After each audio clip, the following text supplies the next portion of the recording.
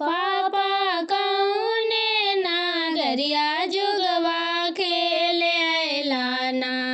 पापा कौने नागरिया जुगवा खेले आइला ना। पापा के करा के जुगवा में हार आइला ना। पापा के करा के जुगवा में हार आइला ना।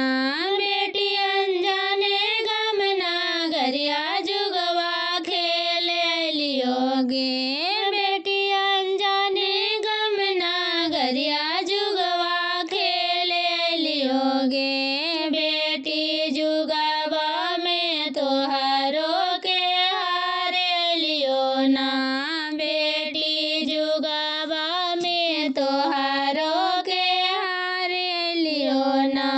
पापा एतना संपत्तिया दाना केकरा लागी ना। पापा एतना संपत्तिया दाना केकरा लागी ना।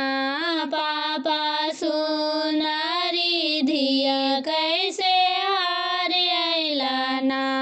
पापा सुनारी धिया कैसे हार अइला ना। बेटी एतना संपत्तिया दाना पुत्रा लागी ना। बेटी एतना संपत्तिया दाना पुत्रा लागी ना। बेटी सुनारी धिया बाड़ी भार हालो ना। बेटी सुनारी धिया बाड़ी भार हालो ना। पापा बहिया पकड़ी कुआं डाल देता ना। पापा बहिया पकड़ी कुआं डाल देता ना।